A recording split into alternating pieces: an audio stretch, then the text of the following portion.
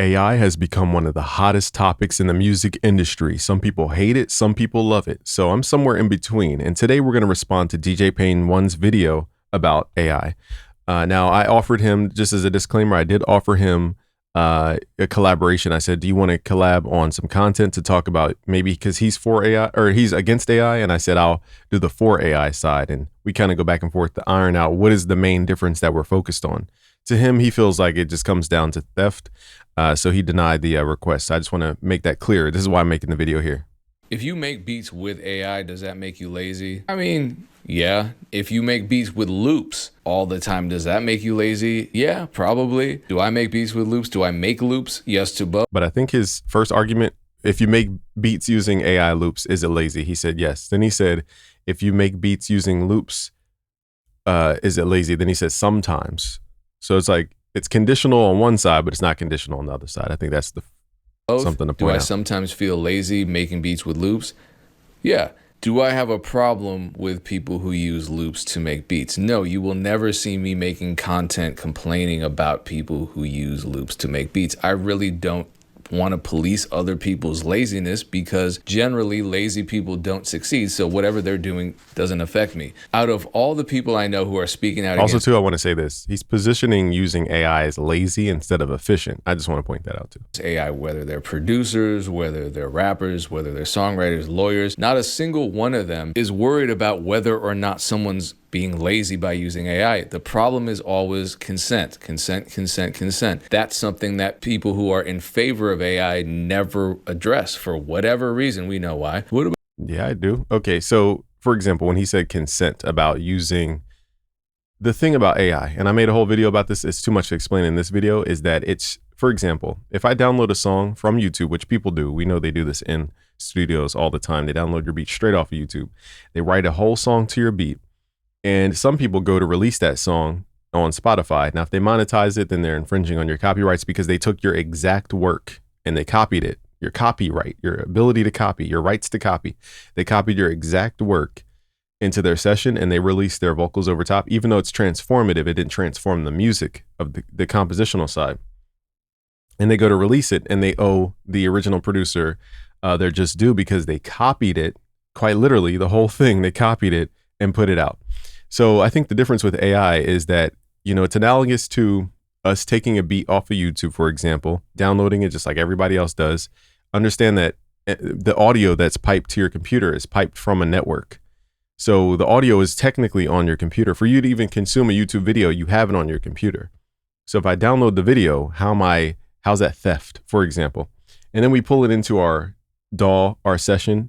And a lot of producers, you guys might not know this, but they'll take samples from YouTube. They'll drop them in their DAW. They'll build a whole beat around it, like the Isley Brothers, for example. They'll get the groove and everything, and then they'll take the sample out and then export the beat that they built around the sample. So because I made a beat around a sample, does that mean now that I owe the Isley Brothers because I built around their thing? So isn't that analogous to how AI does machine learning to train on music? They take in music, they train and look at the patterns, they build around it, create something completely different, not the same thing, not copying it, something completely different. Then they export that new thing. So for everybody, here's my starting point before he goes in with his co-host is when everybody says AI is copying, I go, where is this direct copy? You show me one song that AI has directly copied, okay? Like bar for bar, sound for sound. I have never seen an example outside of the AI covers that people do that they are jailbreaking the AI to even do. About sampling. Okay, well, there are laws about sampling. They are very clear laws. Copyright laws are very clear with regards to sampling and copyright infringement and clearance. Now, when it comes to AI, the laws are not clear at all. As a matter of fact, very recently, and this is from Ryan. I got to pause this because he kind of summarizes it, but I wanted to read the whole thing because I was on the phone at first. So this chart says BMI, AI, and music. So I guess this chart is basically summing up, you know, for the people who just go to Suno, generate something with the text prompt, and then download it and upload it to Spotify. This is basically distinguishing who can get paid on these platforms and who can't. Like I said earlier, many times over, I said for the people who just prompt, download, upload, you know, the people just trying to finesse the system to make some money, you know, that's the wrong way to go about it. Now, people who are using Suno to generate loop ideas, to go in there with your own lyrics, to go in there with your own melodies and build around that as a puzzle piece, I think that's the way Suno was intended to be used, or even just to generate something from a text prompt and drop it into your video. I don't think the purpose of it, and I'm just saying from my perspective, I don't think the purpose of a Suno was to go there, generate a song, download it, act as if you're a fake band, upload that to Spotify. Even if it is, they're still the value that that person's creating is the storyline. It's not the content of the audio. How can we call Rick Rubin one of the greatest producers ever, and the man says he never touched or touches currently instruments or the production? How do you call that man a producer? What is his skill set? Okay, so if he's doing this craft at a high level and you guys respect the Rick Rubin, how can you not respect the person who goes to Suno, does the same exact thing? The only difference is it's the system creating and amalgamating its own formula of what it thinks the song is. They're acting as the Rick Rubin of this, for example. They're uploading it to Spotify and they're creating their own vision. I don't see the difference. It comes from their intent. That's what matters. So I'll let DJ Pain One continue because I made a lot of sub points. I don't want to who jump is a ahead too lawyer. early. BMI, one of the 3 PROs in the United States, I'm actually affiliated with BMI, made a statement. They put out this infographic about what is copyrightable and what's not. So though BMI's job isn't to enforce copyrights, what they do is they collect money on behalf of copyright holders who own percentages of the underlying composition copyright, aka the writers and publishers' shares when it comes to performance royalties. This is their official statement. So all right, so on this graph, I don't think so it says human created without generation AI. Of course, that's paid. That's what people deem the right to hold copyrights. Because again, you're trying to defend your IP, your intellectual property, from being copied, quite literally copied, not in the likeness of, copied. Then it says human created AI assisted, meaning if you go to Suno and you just need a loop real quick and you drag it in from Suno into your session. Then it says human created, partially AI generated, which is basically the same exact thing, just on a different, smaller scale. Then it says prompt only or fully AI generated, not paid. Okay, so they're just basically saying, and I've had Donald Passman on this channel before. I interviewed the man who wrote everything about the music business, everything you need to know about the music business. He basically said, which is very clear here, he said, AI itself can't be copyrighted because there's no human involvement. He said, once you add human involvement, then you can copyright it because there's humanness to transform it. And he's been said this, 2 years ago, I think? Human created without generative AI, yes, you get paid. Human created AI assisted, you get paid. So like if you ask a chatbot for a song title or idea, or you use an AI powered mastering service or plugin, that's fine. According to them, human created partially AI generated, you can get paid for that. An AI chatbot provided a verse and a human created the remaining lyrics. So I guess to them that's sufficient human input. Now prompt only or fully AI generated is not eligible for pay. So, and here's a good point. Even though DJ Pain One didn't focus on this, read this here. It says asking a chatbot for a song title or idea. In other words, using AI to just assist you on communicating better with your audience. Then it says using AI powered mastering services like Aria Mastering that I put you guys onto, or a plugin like Isotope, which has had AI in it. I think even DJ Pain One is behind an AI project from, what's the company? Seeds or is that the company? No, Lemonade. There's something about seeds in there though. But he partnered with the company Lemonade to make an AI product. So it's just interesting to me. There are people who are like super against AI, but they also are creating products for AI. And their argument is that the ethics of AI and how it's trained. Like I said, guys, if I watch 1,000 karate movies on how to do a certain punch, and then I do that same exact punch on my own, am I copying the sensei? Am I actually copying the film in the dojo that it was filmed in, or am I just doing something that I learned? That's how the human brain works. That's how AI works. With machine learning, you have what are called neural networks. They're modeled off of how the brain works, okay? And I've gone over the geekiness of this in a different video. I just don't have time to explain it. You have different models of how they interpret generated audio, where there's diffusion models, whether it's autoregressive models, different things to generate different data points, like the samples that we hear in audio, all these little ticks and samples. There's different ways the AI generates those because it's generating from scratch. So let me say this. When I'm sound designing, for example, let me open up the DAW real quick.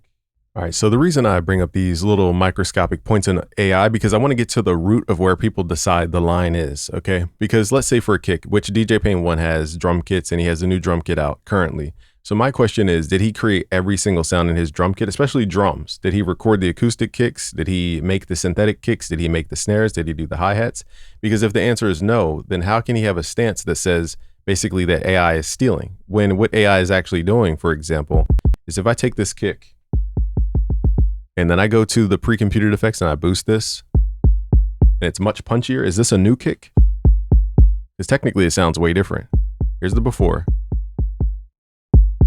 Here's after. A whole different kick in my opinion. So if that was saved as a new file, is it now a different kick? And the answer is yes. Even though we made a very small adjustment to this, it's a different kick. You know, maybe the adjustment is me adding some kind of compression or even an EQ to the kick. Okay, that makes it hit harder. Like this. Maybe I did something like this. Now this isn't the greatest EQ, but let's say I did something like this.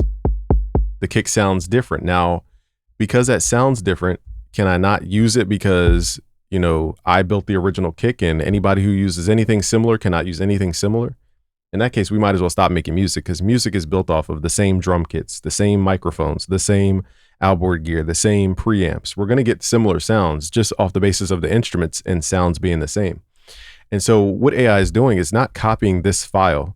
It's regenerating stuff like this. It looks at the patterns. It says, okay, what's the average pitch range from beginning to end on how it decays the curvature?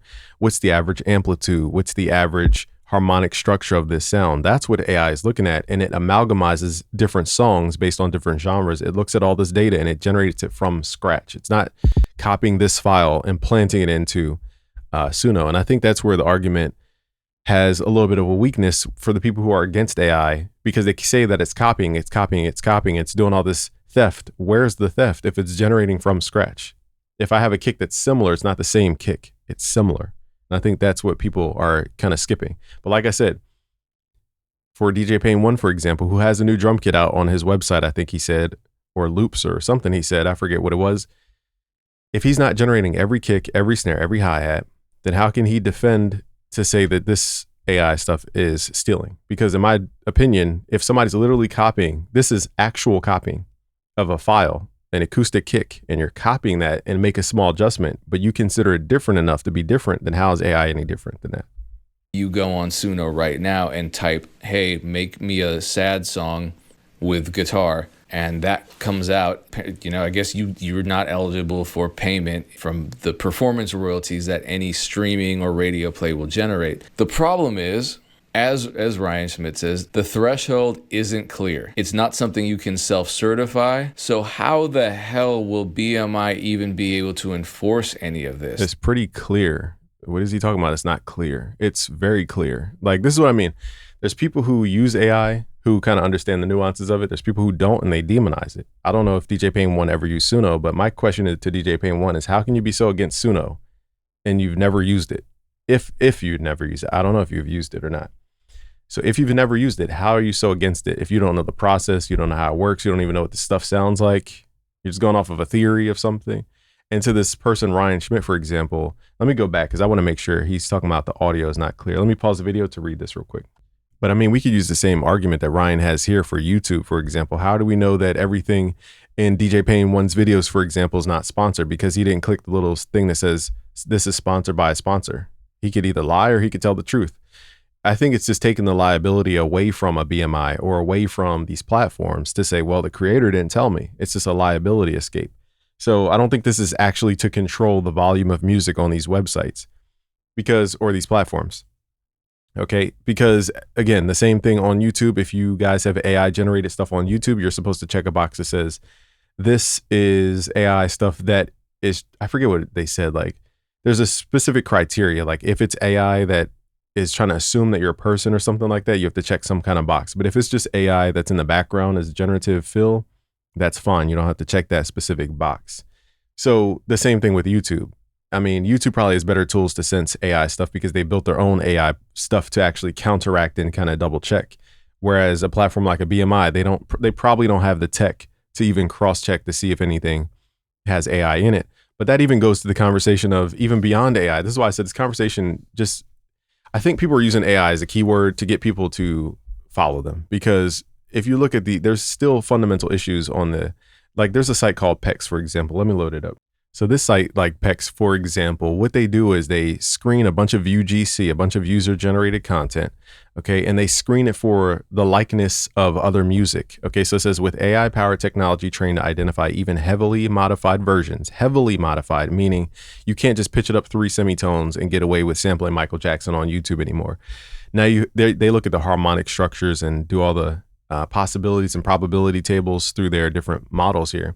So it says, with AI-powered technology trained to identify even heavily modified versions of audio and video, PEX makes it possible to track content across the internet. So this is the sub-technology that a lot of these platforms are using to, as you guys upload stuff to like YouTube, for example, I'm sure Google has their own proprietary thing, but they're cross-checking your content and your language, your transcript, your audio from the music. They're cross-checking that with their catalog of stuff. And if it matches any of those things more and more and more, then they say, hey, this belongs to X, Y, and Z copyright holder. So the BMI organizations can do the same thing. I don't know if they have that technology or not, but if they don't, then they're just not investing in the technology.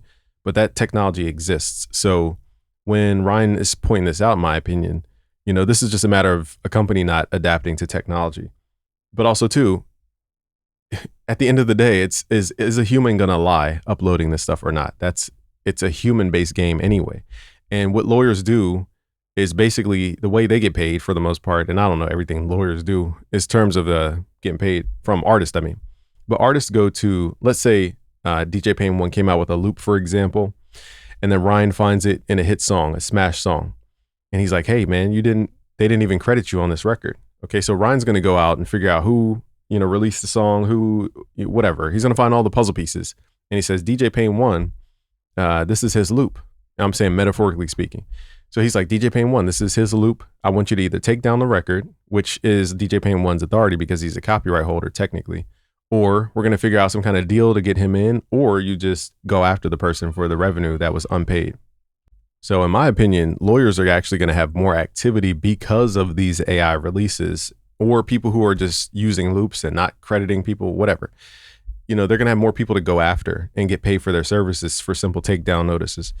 So I don't see this as a negative. I think this is just the nature of music. There's no perfect system. If that were the case, there'd be no sample records out on DSPs. There would be no likeness records, no covers that weren't approved. It would have already been policed from the upload. Okay. So again, like I said, all these services that people offer would not even exist if that wasn't the case. So how the hell will BMI even be able to enforce any of this? They can't. How does the United States Copyright Office enforce any of this? They can't. Now, here's something that makes this all even more complicated. The CEO and president of the Recording Academy, the organization that puts on the Grammys, was filmed saying that every session at the highest level of the music business that he has been in over the last, I think it was either 6 months or a year, has involved AI. So these producers are making beats with AI. These songwriters are writing songs with AI. I don't know what the hell else they're doing with AI. Who knows? Shout out to everyone who's on the Patreon. If you haven't joined, Yeah, so I don't know if you guys know, but I told you guys a story not too long ago. I said when I put up that video about Suno on my Instagram, shout out to Major 7, he was like, yo, Snoop would go crazy on this. And I sent him the Suno studio session. I sent him the loops I created, and I sent him the production that I created, which was all created from my idea, my initial human idea. I used Suno to revise it a little bit and rework it, but it's all based on human activity. And so I passed that over to him. And then shortly after, we had, I want to say, was it Chef Beats who's working with Kanye? Somebody's working with Kanye, either Lunch 77 or Chef. I forget exactly. So they were like, yeah, we're working with Kanye, send stuff over. And it was based on AI stuff. They're like, oh, that AI is cool. That AI is cool. So if Kanye's using it, who's the other person? Snoop Dogg's using it, the top of the people are using it. That's why I said people at the ground level are fighting against AI for what? If the person you're trying to get a placement with is using AI, but you're against AI, but you hope to get paid by the people who are using AI, it's like, why are you against it? But again, DJ Pain 1's perspective is that it's stealing. So I want to hear his perspective on this. I think he goes into it deeper with the MEC podcast. So I'll let this kind of ride. I just dropped my biggest drum kit You dropped the drum kit. Okay, DJ Pain One dropped a drum kit. So did he hire a drummer? So how did he get the sounds for the drums if he didn't hire? I'm just asking questions. Did he hire a drummer? How did he get the drums if he didn't hire a drummer? And if he didn't hire a drummer, but he's using acoustic drums for his boom bap style kit, I'm just saying boom bap. I don't know what kind of kit it is that you guys can find on his Patreon. If he didn't get the acoustic samples, where'd the acoustic samples come from? Now, were they royalty-free acoustic samples? Were they from a drum break? Were they from a recording that he flipped and AQ'd, did it something to it to become a little bit different? So how is that righteous? But us using AI, which literally does not even put out the same records, puts out variations in all different styles. I have yet to hear AI put out an exact copy of anything. And even the people who are jailbreaking it, breaking the terms of Suno, using lyrics from 50 Cent, for example, and redoing covers and stuff. I haven't heard Get Rich or Die Trying sound for sound for sound. I haven't heard that yet. So I'm trying to figure out for this theft and copying, where is it actually happening? Last year, Damn That Hurt Volume 8, over 250 sounds. If you are a member of the 2 higher tiers, you get that for free. The link is below. Shout out all the members. Even if you join at the lowest tier, you get access to the beat collabs. I just gave all members a free drum kit last week. So co-producer. Sorry, I'll only edit this out. I got the free YouTube. He's not just a suit. Like Harvey Mason Jr. is producing TV shows, making music, producing pop stars, hip hop stars. He has his hand in everything and has for like 30, 40 plus years. And this is what he had to say. Well, I'll tell you one thing, Demiz, I have not been in a session in the last 12 months that AI was not used. There's not been a session that I've been in that somebody wasn't using AI to end a chorus, to come up with a beat, to write some lyrics, to figure out what some different melody versions could look like, to try different. I'm glad he said that, to figure out what different melody versions would sound like, because that's how we're using AI. It's just going through iteration faster. That's what it is. It gives you all these small variations that you could just see. Here's 10 ideas of the thing you created. Here's 10 more ideas. Maybe you like that quirky idea. Maybe you like this funny idea. Maybe you like this add a key idea.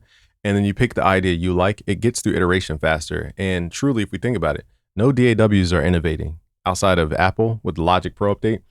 Name the last DAW update that was super innovative. The only innovation we're starting to see is through AI, because AI's definition is iteration and probability. So it's going into all the niches that we would not naturally go into, and it's discovering things, and it's truly innovative. And I can see why the top of the industry is using it. So I'm gonna let this rock though. Styles of production across some chord changes. AI is being used and is omnipresent in the creative process right now, at least at the highest levels. And I can tell you that as much as I would like to resist it and make sure that human creativity is preserved, because that is part of my job at the Academy, to honor human creativity, I have to tell everybody, I would not have a clear conscience if I didn't say this, that AI is going to disrupt the business. I feel like disrupt. Yeah, I don't know. The word disrupt, kind of the way people use it in the tech industry, I'm not going to comment on it too long, is that it's going to erase the industry. When people say disrupt, they mean take a rung out of the pyramid that will collapse the pyramid, and they're going to rebuild from scratch. I don't think AI music is disrupting anything. It's offering people music who never had. Let me just say some things here, yo. I got to make some points, because a lot of people are glamorizing music and they don't have it. They're just doing it from emotion. And I'm doing this thought experiment because I truly want to feel both sides of this perspective. Think about TikTok music right now. You go on TikTok, and most people add music to their videos, especially people who aren't music makers. They don't know how to make music. So they choose from the music that's already made. 99% of that music is pushed by an agenda from the music industry, because they're trying to promote their song through TikTok. So they incentivize all the users to use the latest Sabrina Carpenter song, or the latest Doechii song, or the latest whoever's popping, I don't even know, Bad Bunny song or whatever. Okay, so that's all label driven. That stuff comes from the labels. The labels talk to TikTok. They say, hey, we need to promote this song.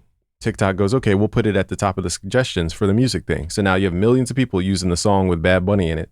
Okay, so it looks like Bad Bunny's popping. And then you got more people trying to copy the trendy people because they're getting views. So now you have more people copying those people. And now tens of millions of people are using the Bad Bunny song, not because they want to. It's because they're trying to get seen on TikTok. And that's all driven by the music industry. Now, we have the ability for different platforms. Now, it's not as easily embedded into TikTok yet, but I can see where they could partner up with a company like 11 Labs, OpenAI, whoever creates the model for it, to generate music straight into whatever that person's talking about. So now people aren't going to, jock ride the latest do do do do do do do do do do do do sound to do the mysterious videos anymore. Maybe they will because there's still a trend around that and people kind of focus on that because they know they'll get attention from it. Maybe that's the importance, is that people focus on one thing and they get attention. But for the people who just wanted to create content and didn't want to fall into that, hey, I got to use the latest hit song because that's the only way I'll be seen, they can go in, generate the AI music, and it goes behind their video, their green screen video, just like that. That part of the market, a lot of producers are like, man, AI is taking our jobs, whatever that means. We don't even have there's no job in music production. You're a freelancer or an entrepreneur, depending on how you go about this, and you're offering a service to a market. That's not a job, firstly. But secondly, when we're talking about TikTok and songs and different things, these people were never coming to most of the music producers who complains business. They weren't licensing your stuff out to put on TikTok and their YouTube videos, unless your business model was focused on targeting those people. Most people are targeting artists. They're not targeting TikTok and UGC creators. That's what this AI music is really, really targeting, is the kids who upload to YouTube, the kids who upload to TikTok. Because think about it, nobody can afford Sabrina Carpenter's licensing fee as a small creator. They can't afford $30,000 for 20 seconds of Sabrina Carpenter music. So that's why TikTok did a blanket license for their entire platform. Okay. Because they know the average user cannot pay these licensing fees. So they go to the platform at the top and they do a deal like that. And that's why you see all these artists being pushed through the platform. So what I'm trying to say is, the AI music, who is it actually serving? It's serving the people who never knew how to make music but wanted to make music. It's serving the people who are making UGC, who are trying not to use the popular music, but they're trying to do their own thing, but they can't because there is no music making stuff that's easy without going through the hassle of finding a producer and all this tedious stuff. So most of them were not going to producers anyway. They were stealing your beats off of YouTube. So then you got people, again, who are UGC content. Okay, you got the people who wanted to make music but couldn't, and then you got the people who are in the music industry who are using it as an assistant. So where is the conflict of, thinking that AI is going to wipe out this entire music industry? Nobody's making sense about that. And even if artists were buying beats from AI, it's like, if they didn't like your personal brand, like a Metro Boomin and a Murda Beats, for example, these guys, I'm sure people in our Discord could go crazy on them in a beat battle. They could beat me. We have kids in our beat battle who are 14 to 17 years old who can make better beats than the best beat makers on the planet. We have the world's greatest beat makers on the planet in terms of beat battle. We have the world's greatest beat battlers, let's put it that way, on the planet. And they can go against anybody on the planet. I guarantee they have a 99% chance of winning. I'm talking about the top dogs in our Discord. There's about 72 out of 100. We have 126,000 people on our Discord. There's about 72 of them. They're the best in the world at what they do.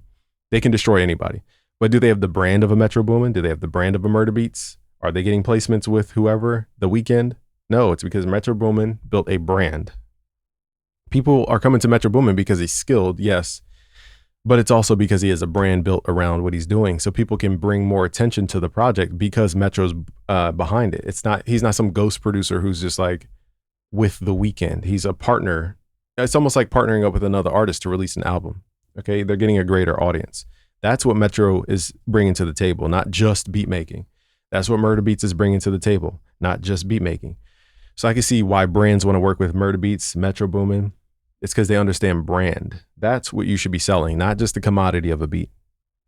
Is a really weak word to describe anything, but so I don't know why people would be in the comments. I hate when people are in the comments like assuming what they're saying is a fact. Like, how do you know? Like, they used to do that with Funk Volume all the time. Like, they would talk as if they're in our meetings. I know that Hopsin didn't say that. How the fuck did you know? Like, how? Like, how do you know? Like, you can say I don't think Hopsin. That's fair. That's an opinion. I don't care what you think. But like, people make statements as if they know things about people they have never met before in their life. It's crazy the way people get so entrenched in their opinions to the point where they think it's a fact. That's crazy. Well, look at some of the names that were saying that's not true. These are people that could be in the same sessions with the guy. So, like, one of the producers in there is a hit making pretty. I don't get along with the guy. He always says slick shit about me, but and I won't say names, but he's in the comments, and he is up there. He's produced for he's produced records that I play in the club all the time. He's produced for international global pop stars at the highest level, so he very well could be in those sessions. I just thought about this. DJ Pain One is an actual DJ. He just said he plays records in the club. So does he produce all those records in the club? Or does he know how to put them together to present an energetic experience to the audience? That's the power of a DJ, is somebody who knows the energy of the crowd.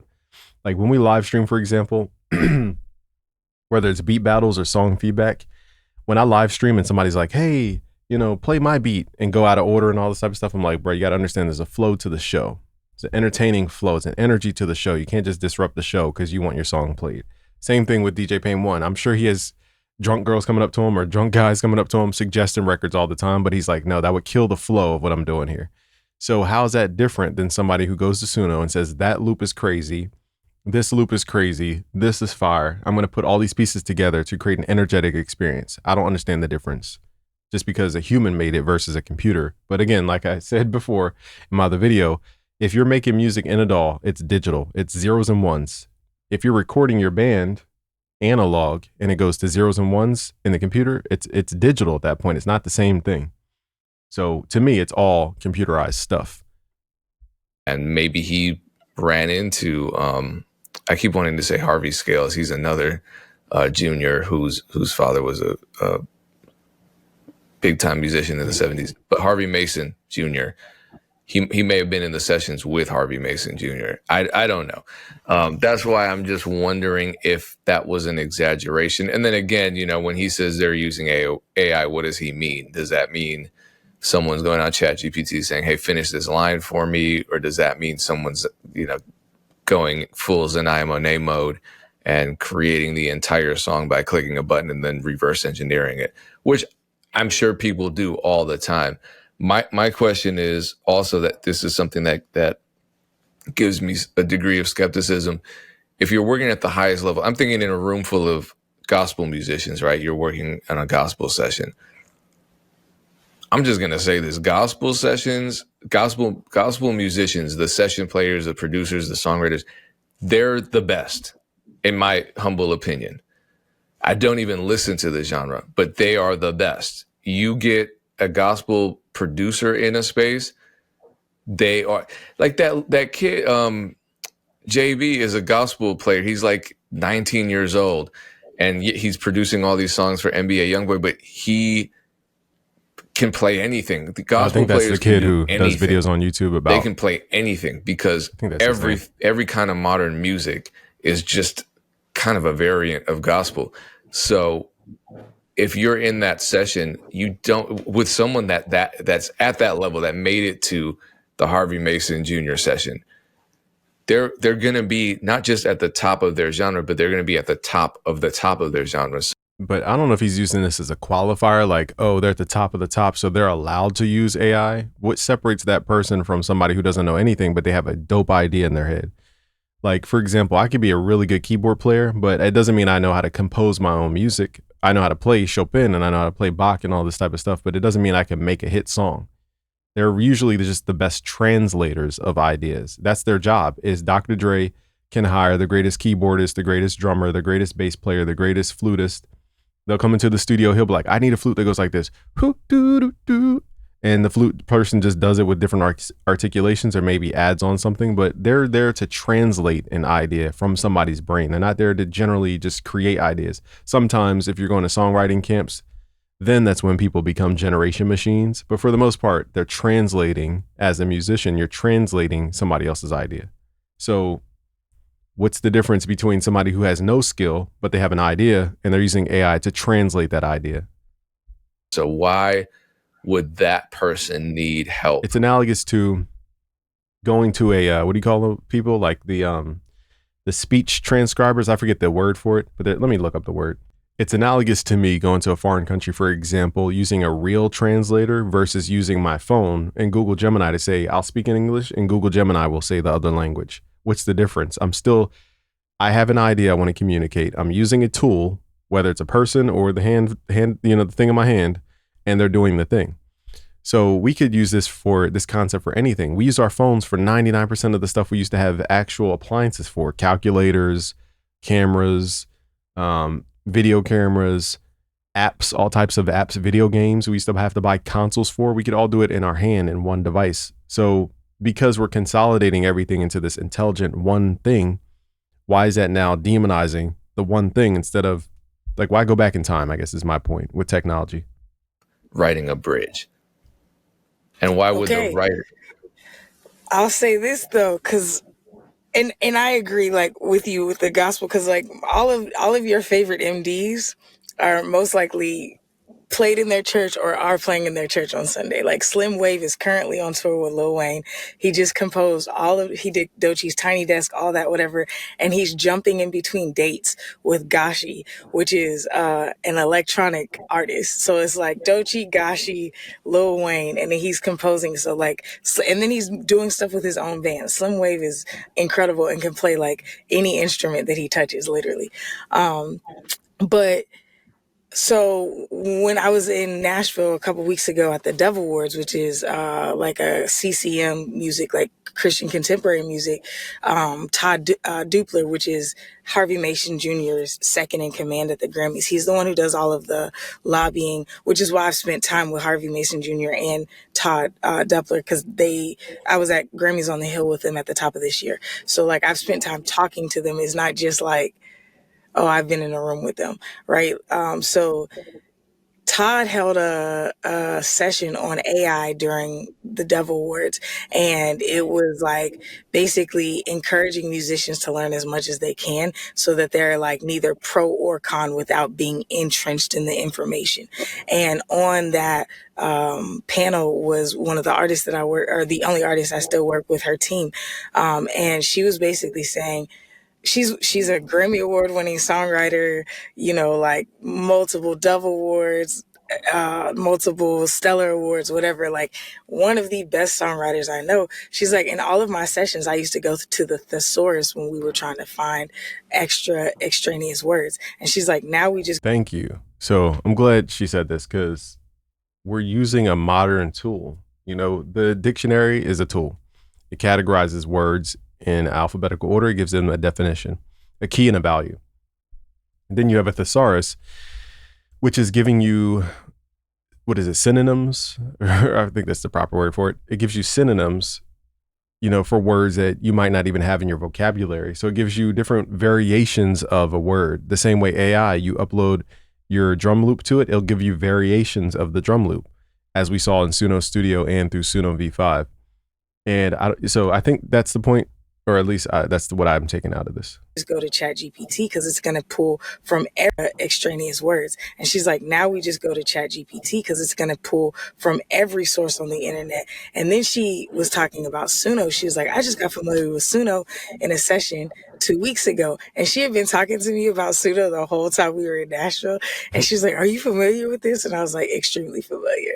And she's like, oh, I just found out about it 2 weeks ago. And I was like, yeah, I've been podcasting about it for almost a year. But she was really excited about it because it can track out her song for her. So she can voice record a demo into it, tell it what instruments to play, and she knows music. Like she can play the same thing, multiple instruments. So she's telling it, this is the key I wanted in, and she's voicing. So I'm glad she's making this point, because that's exactly how I see Suno. It's like a real studio. Like you have to think of it as if you're going into a studio, you have an idea, but you may be only a good vocalist or a good drummer or a good guitarist, but you need somebody who's good at bass and whatever the instrument you guys use. So you go in there with an intent, you create a melody, or you create sketches for a melody, you build an intent. And basically what I'm hearing is, like, for example, they could be singing a melody and then they don't want to have to hire a drummer or take the time to even record a drum, even if they could do it themselves. It just takes up time. So they're using Suno basically to be efficient in what they're doing. I can sit here and I can grab my guitar out of the closet, plug it up with the high Z input, load up my Archetype Petrucci plugin, and try to hack my way through a guitar riff piece by piece, because I can't play it all together unless I really, really, really sit here for 8 years straight and just practice and practice, practice. Doesn't mean I can't do it. It just means it will eat up 2 to 4 hours of time, me trying to perfect that take. Why waste 2 to 4 hours of time if I can go to Suno and just sing the melody out of my throat, pause, or hum it or sing it or whatever, sing it into Suno, and it can have different variations of that guitar. Maybe some better ideas that I couldn't even understand that I could do, like harmonic runs and different things like perfect fifths and perfect fourths. So this is how we use Suno. And I think people are demonizing it again because they're looking at it as competition. So I'll just let this conversation. Noting this as she's walking with the idea. And by the time she gets to the studio, it's bounced that track to the place and she can hear it back and be like, I need to change this. I need to change this. So she's directing the band around an idea that she had at lunch, like when she was taking a break from the studio. So I will say at the top level, I don't think she's using it necessarily. It's not giving her ideas. Because this is ultimately also too, I just thought about it. You know, I had a family friend who had a dope idea as a song, and it was a tribute to somebody that had passed in their life. I think that was why they were writing that song. And so it was a country genre that I couldn't necessarily produce. So they were going to sing into the song and give it to us to produce around it. But I introduced them to Suno and I said, sing into the, you know, take your recording out of Suno, which it doesn't have a tempo, it doesn't have a key, it doesn't have anything. And Suno will rap. It will look at all the microscopic stuff that people don't really pay attention to, or that it's not easy to pay attention to with human production. Because let's be honest, if we were to produce that vocal that was just raw, no tempo, no BPM, straight off the phone recording, we would have to first time warp it to even make sense on a BPM. We would have to chop it a million times to rearrange it because it's not perfectly lined up. Then we got to figure out what key it's in. We'd have to melodyne it. We'd have to do all this stuff. And Suno does all this stuff internally in terms of how it analyzes the audio. So why not just give it to Suno? It does all this microscopic tedium, okay, of time warping, chopping, time stretching, and figuring out the notes and correcting the notes. Suno can do all that and analyze all that. And then on top of that, it can add more instruments that you might not be able to record at your home. For example, acoustic drums. Can you record that in your house? If you can't, you're probably using a plugin. So if you're using a plugin of a recording of an acoustic drum, how's that different than talking to the computer and telling it, I want my drums to go. Most people don't even produce from their mind. They have an idea, but they let the computer dictate their intent.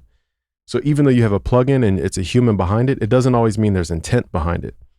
And that's, I think, what's missing from this equation. So I'm glad she's making these points here, these examples. It's making her more efficient and faster, and then it's helping her find words the same way that she used to. And she said the same thing. She's like, I haven't been in a session in the last 6 months where we're not using at least ChatGPT to source like word changes. So producers may be like, nah, this isn't happening because they may not be getting beats and stuff. But I know on the songwriting side, again, I could talk about more top level people. On the songwriting side, I do see a lot of people using AI, and especially people who are extremely proficient with like tracking things out or talking through, like, I need this chord progression at this BPM, whatever. They're doing that. But I will say I also run 2 writing camps, one in Nashville for independent artists. And then, well, I'm just a part of that one. I help run that one. And then one in Atlanta that's fully independent artists. I will say,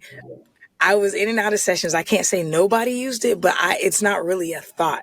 People aren't really thinking about it on the lower levels. And I think that's why Harvey Mason Jr. was saying, hey, just so you know, the people at the top are using this and it's accelerating what they're doing. And I think that that's a fair assessment and a fair thing to say, because it's the same, like all the authors that I listen to, all the marketing minds, all the big podcasters that I listen to, they're talking about all the different AI. What is that one big AI now? It's like a dude's name. I can't remember. They're using it Claude? to like help. Claude, yeah. They're using it to help them write books faster, to take their notes that they've written on marketing and pull out bullet points that they can make into a book or. Right. So, you know, this entrepreneur club, MEC, is all about business and being efficient.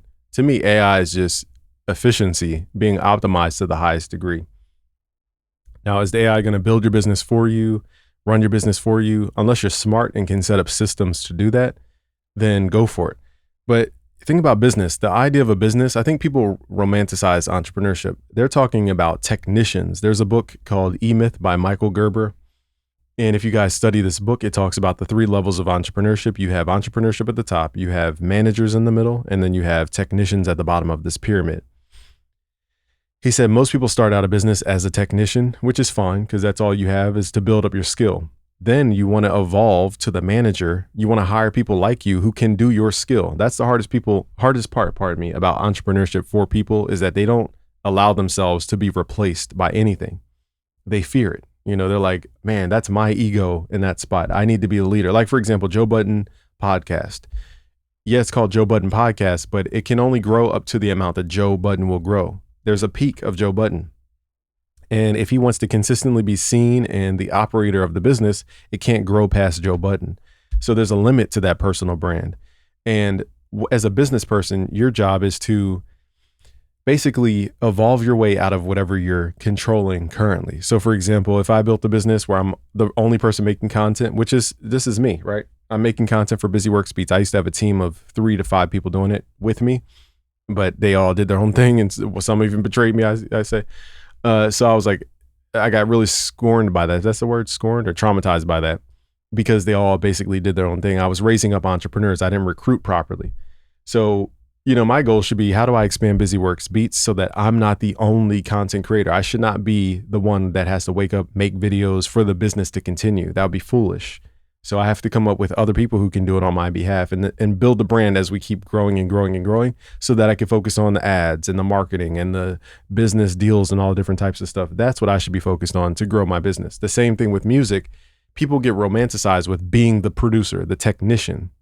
And like I said, unless you have Dr. Dre aspirations, which is to be the technician so that you can ultimately manage musicians who come into your session, that's what people call a producer, not a beat maker. A beat maker would be a technician in this case. Producer is the manager who hires the musicians to come into the session to record and do all that type of stuff. Then you have the entrepreneur who doesn't even have to do anything. They just put their money up. And now you got brands like Dr. Dre's Beats headphones, for example, that he sold for billions. Okay, so that is the ultimate goal, but people are not allowing themselves to evolve from the technician up to the manager, up to the entrepreneur. They just want to stay as a technician. And that's what I think, that ego keeping you guys locked to being the technician is the same ego fighting against AI, because you won't let AI replace that role in your business to become a manager. You just refuse to give up the craft of being hands-on. So there is a joy to being hands-on, but when you are preventing your business from growing because you're hands-on, then you're just blocking your own self from optimizing. So I think that's what I'm trying to help people not do, is demonize AI to the point where they're not using it and they're just forcing their way through evolution when they could just be using levers to go way faster, as the top artists and top sessions they're talking about do. Into a presentation. And not saying that people have to use AI with music. Sometimes it's fun to do it. Sometimes it's not. They're like, I'm able to triple my output because of Claude. I've trained. Let's run this back a little bit. Like, I'm able to triple my output because of Claude. I've trained Claude, whatever. And even for me, I'm like, that's not a methodology or mechanism that I typically use, but I'm aware that all the greatest minds and the people that I follow are using this to get further ahead. So if you're fighting it because you don't enjoy it, I'm not saying you have to use it or you don't have to use it. You make your own decisions, but assuming that your ignorance is the truth, as Dame is saying, does not make it right. Same with this merch thing. Just because you're ignorant to how people are making money doesn't make your ignorance truth. AI, and I'm obviously talking about the companies that have openly admitted to just taking tens of millions of pieces of intellectual property from existing artists without any sort of consent or compensation. Because okay, so when he says taking, if you consider web scraping taking information from a site, again, we got to look at the basics of how the internet works. And I'm not an expert, so I'm not sitting here like I know everything about how the internet works and protocols and all this, the HTTP protocol. Basically this, for example, I'm watching this video on YouTube. It's being piped to my computer from somewhere. So that means it's on my computer. It's not in a magical place. It's on my computer. I'm seeing it on my screen right here. Sorry, I had to put my son down for a nap. So let's try to finish out this video. that's been. But I want to make a comment. I don't know if I made this earlier. Is even in Suno Studio, when I go back and forth with Suno Studio, you guys see those videos are at least an hour long. And that's not even sometimes the full length of the actual video. It takes me longer to produce with Suno Studio than, just dragging and dropping a loop. And think about dragging and dropping a loop. Like, yes, we can probably remake your loop if we wanted to, but it's more efficient to have somebody else make a melodic loop. We drag it in and do the drums and the bass and pass it out like a collab. So this happens all the time, whether that's for efficiency or whether that's because we want to leverage the audience of the person sending the loop. It's better for us to combine our networks for opportunity than to only rely on our own network for opportunity. So that's what producers are doing. So if that has always been the case in this placement game, I still don't understand why people are so up in arms about AI music, treating it as if it's a competitor. Like if the ultimate game is not even about the music, it's about your network. What, you know, this is why I think there's a lot of miscommunication going on. Their entire defense was just, I mean, they pretty much verbatim said in court, in the documents, I've seen lawyers cover this, that yes, we stole tens of millions of songs, but we had to. When he says stole, that's very, like I said, guys, if a YouTube video is being streamed to my computer, that means the information of the actual file is being streamed bit by bit to my computer. Over time, it compiles the entire file. I can compile the entire file by putting all those small pieces together into a thing. So as you guys know, there's YouTube video downloaders. There's all types of tools people use to grab videos off of YouTube. I'm just talking about YouTube. And the majority of people who release music also choose YouTube as their distributor. So this is possible for anybody. Not only websites being scraped by Google tools so that they can index the websites, you know, and summarize your website. You know, if you allow robots to crawl your website, I don't know all the SEO techniques and all that type of stuff. But what I'm saying is that other companies do the same exact thing. It's called web scraping. You just look for a website that has data. You get the information from the website and do whatever with it. So the same thing here. Everything is zeros and ones at the end of the day in terms of computer code. If it's digital, it's in the computer. It's not real. There's no real thing about it. So therefore, you know, it could be copied and put back together just like anything else can be copied and put back together. So when he said, let me run this back because I want to quote him exactly. They pretty much verbatim said in court, in the documents, I've seen lawyers cover. And also too, when he says stole, if they're not copying the thing and literally copying it to redistribute it, to repackage it, like if they chop a snare out of a famous record and repackage it, that's not what they're doing with AI. They're scraping the information, looking at patterns, and they're generating from those patterns.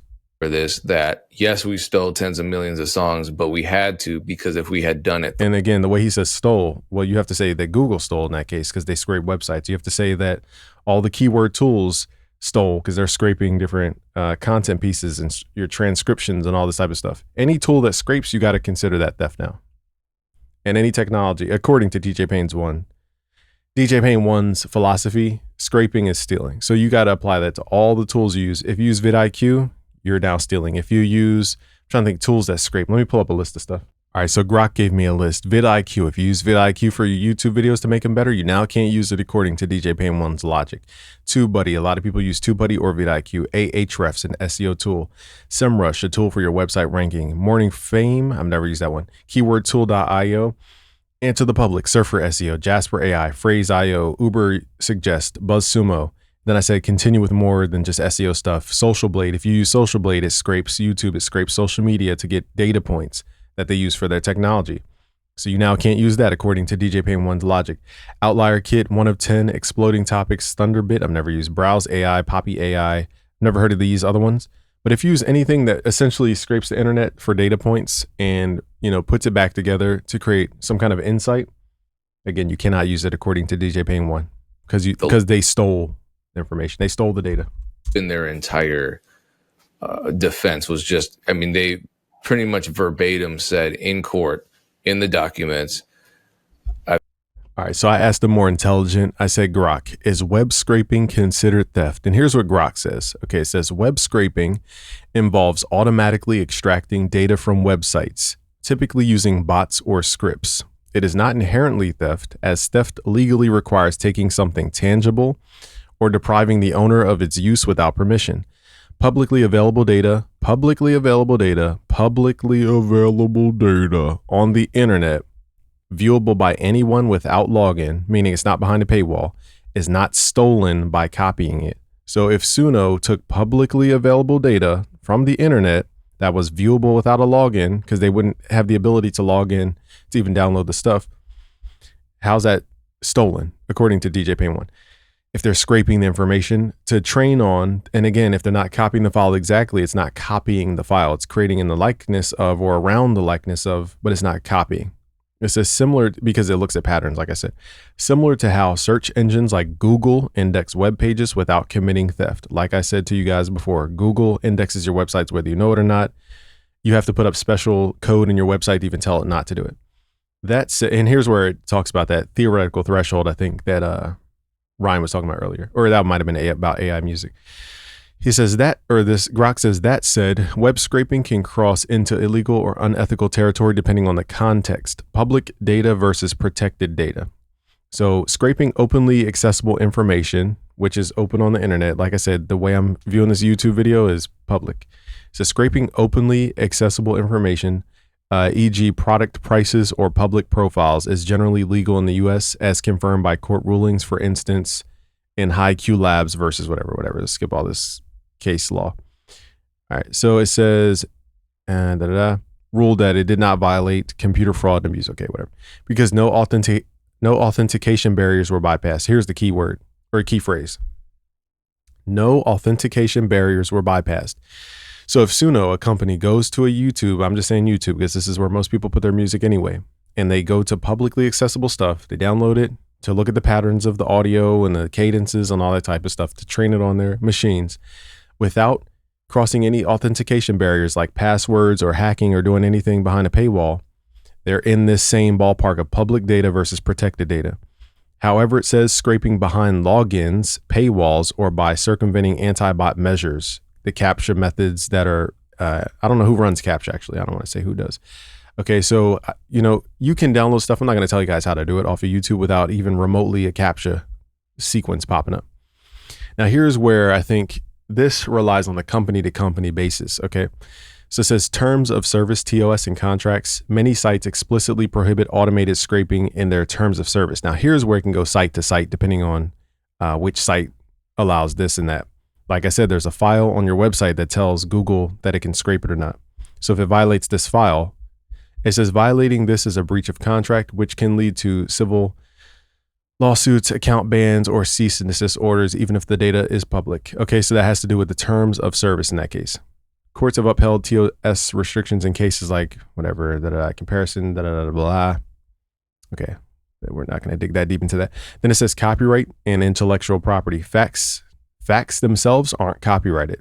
So a fact is, the F major chord wants to move to the C major chord because it's going from the tonic to the dominant chord.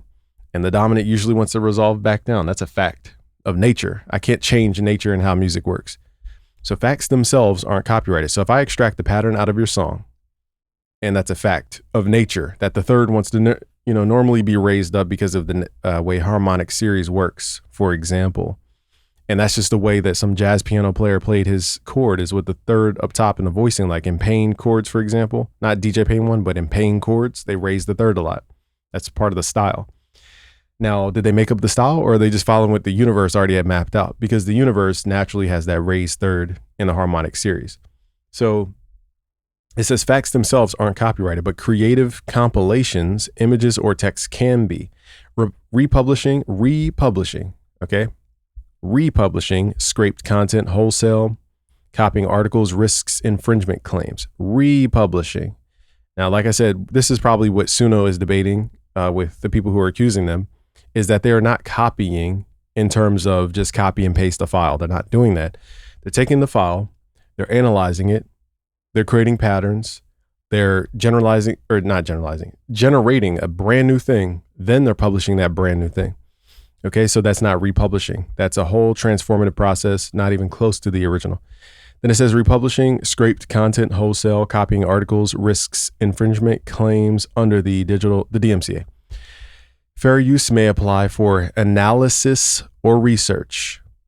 Let me say this again. Fair use may apply for analysis and research. Isn't that what Suno is? It's analyzing your audio. When you drag in audio into Suno, the first thing it does in Suno Studio is it analyzes the waveform, and then it spits out a description of your music with like let me show you guys what it does. All right, so I'm going to pick a random beat from my library. These sounds were made from my plugin called Hercules at busyworksbeats.com/black. So it has that New York type of vibe. So let's drag that into Suno. And what it's going to do is, if you look closely, this is Suno Studio, by the way. So it's not only going to upload the audio, it's going to have this little waveform go through that. And right here, you can see it's analyzing the tempo right now. So it's looking at the distance between the transients and calculating the average patterns to figure out a BPM for the actual file. And it also goes through and it usually has this like little bar that shows that it's doing it. But if you guys can see, let me switch sides here. Suno also does this really long analysis of, let me zoom in here. I don't know if you guys can see. So it does this really long analysis of what it hears from my beat. So it says, and I would naturally not do this as a human. It says a lo-fi hip hop instrumental track with a relaxed, melancholic mood. The tempo is slow, around 70 beats per minute. The primary instruments are a sampled acoustic piano playing a simple repeating chord progression, a subtle sustained synth pad providing atmospheric background, and a drum machine providing a laid-back boom bap style beat. The drum pattern features a soft kick drum on the first and third beats, a snare on the second and fourth, and a gentle offbeat closed hi-hat. There are no vocals. The mix is warm and slightly muffled, characteristic of lo-fi production with a subtle vinyl crackle effect present throughout. The piano melody is simple and repetitive, creating a hypnotic and calming effect. The overall key is minor, contributing to the melancholic feel. That's what Suno's doing on a granular level, because it's using machine learning to analyze all these patterns that even humans can't pick up. And it's using that information to then generate something new. So what I'll do, just to show you guys, this isn't about Suno, but let's click on here and let's remix this and create a cover. So a cover is taking the ingredients, all the stuff that I just read to you guys is taking all those ingredients and it's creating something brand new based on the same ingredients. The same way we could both use the same spices, but create two different dishes. Okay, we could have noodles, paprika, I don't know how to cook, salt, butter, and what else? Some kind of marinara, I don't know. And we come up with two completely different dishes depending on those ingredients. That might not be the greatest example because I don't know how to cook, but let's hear the variation. So let me go back to my, whoops, where were we at here? So I lost track. Hold on, yo. I might have clicked the wrong tab. So here's the original. I just want to play the original as a reference. Now here's what Suno created using a cover, meaning it took my same ingredients and did a whole different thing with it.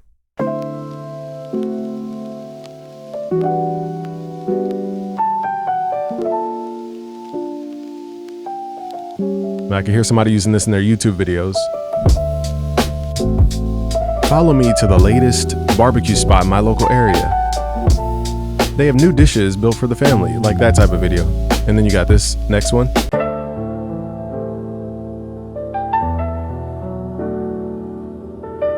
Now, does this sound exactly like what I did? No, it's not supposed to.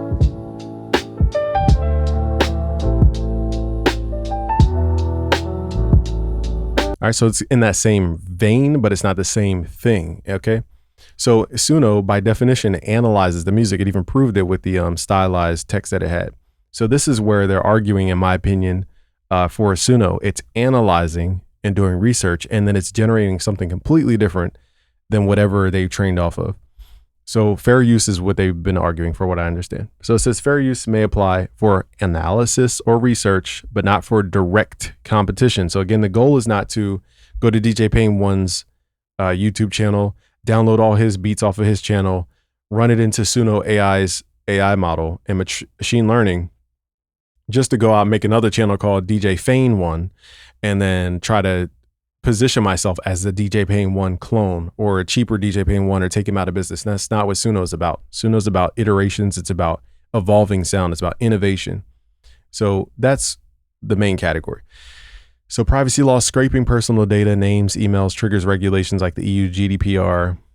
Most people are familiar with that type of stuff. Server impact and other harms. Excessive scraping that overloads servers could be seen as trespass to chattels, interfering with property, or lead to claims of lost revenue due to, because for people who own their own servers, it costs you money to like download stuff and upload stuff. Not upload, but to download stuff. To pull stuff from your server, it's going to cost you money anytime a customer is doing that. So it might be cheaper than Amazon, but it still costs you money. So anyway, let's go back to the video. I've seen here. lawyers cover this, that yes, we stole tens of millions of songs, but we had to, because if But I just hate how they say stole. When you say stole, define stole, and then you have to give me an example of how web scraping is stealing.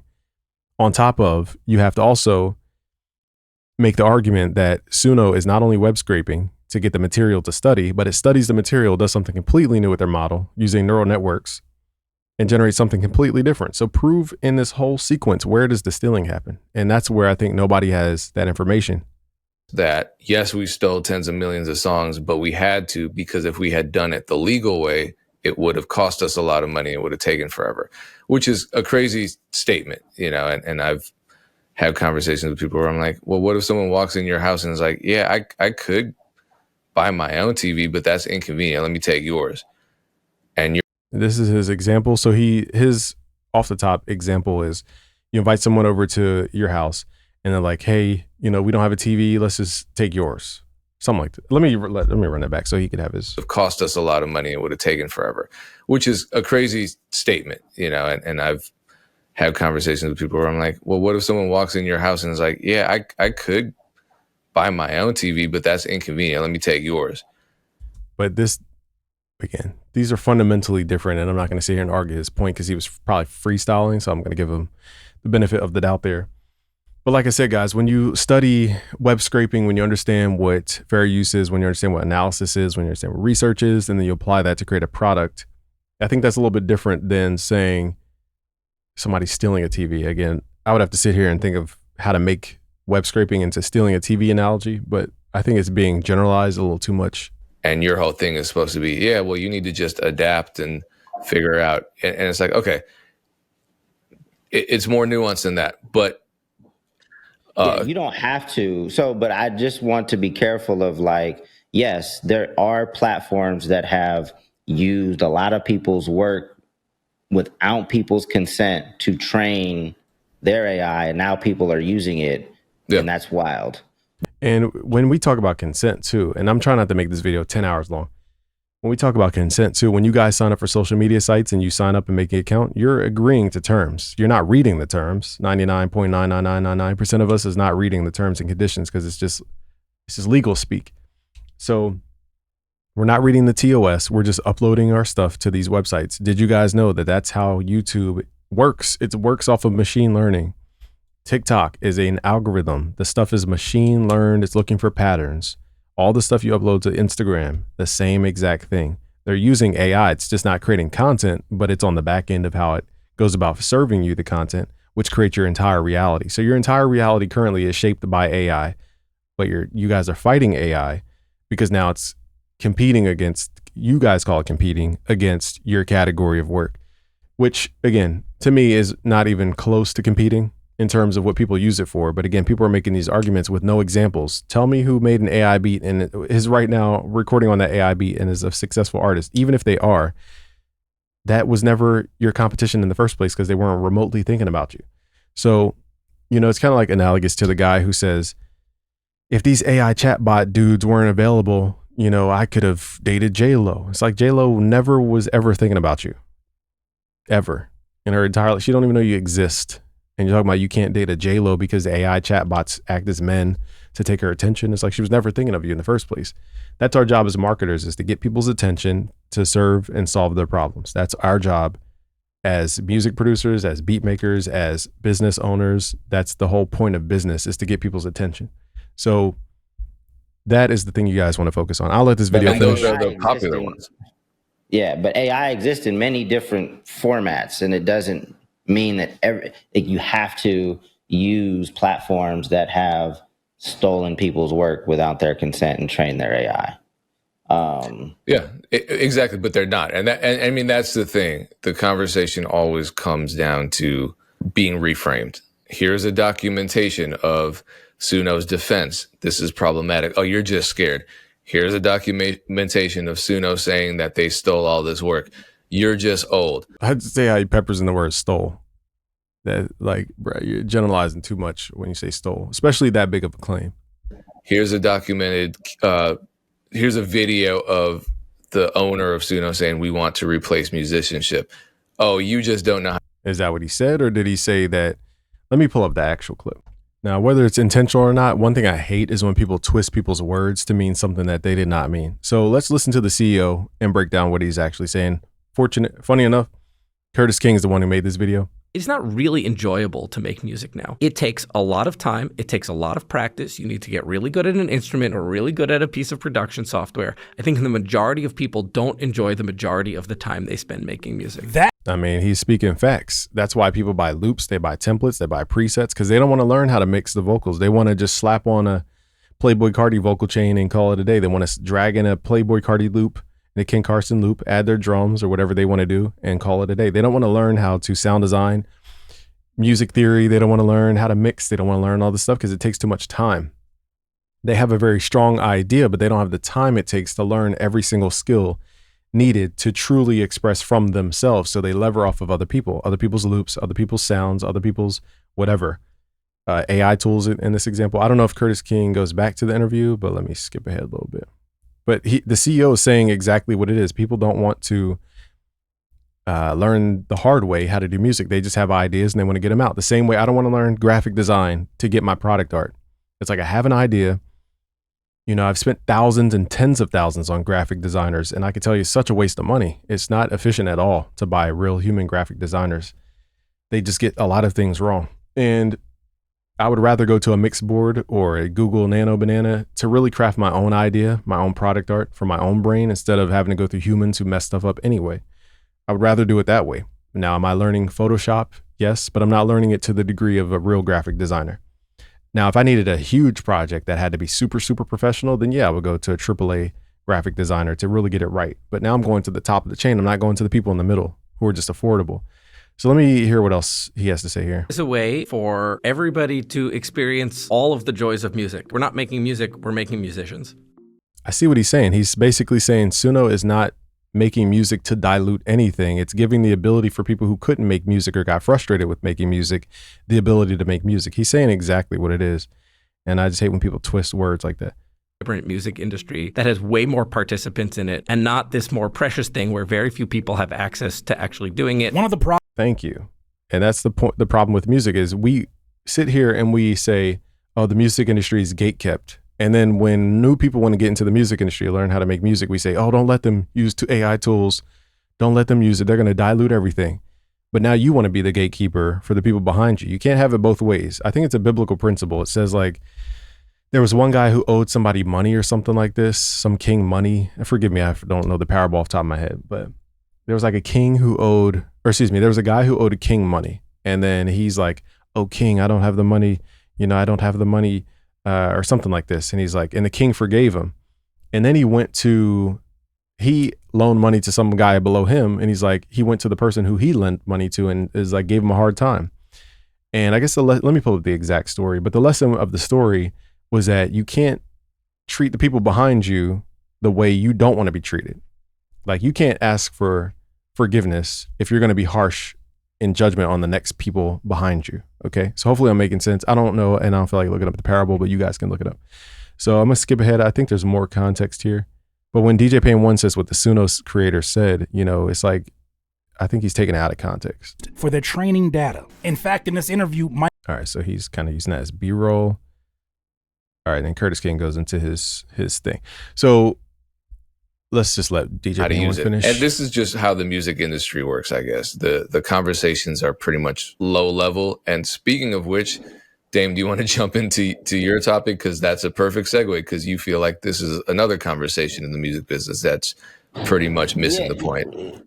Yeah, play it in a second. My last comment on the other thing is like people like Harvey Mason Jr. I'm not even you guys are more familiar with him than I am, to be honest with you.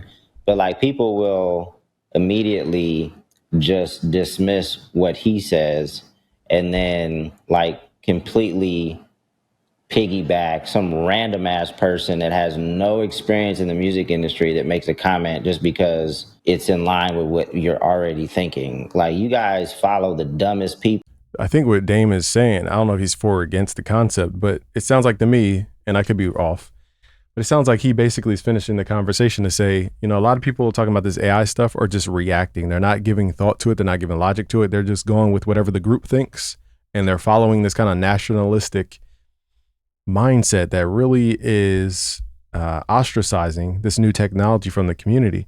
One thing about the music industry is it is super behind in technology. I can't let you guys fall back behind the music industry any longer. It's just, they were so archaic with their ways, and you guys saw how they got swept by social media and these tech companies. So I can't let you guys keep falling behind by demonizing AI. AI has unlocked complete new beginnings for my business. Like it's unlocked mindsets, helped me think through a lot of specific things, taught me stuff. Man, I don't want you guys to demonize AI because it's such a helpful tool.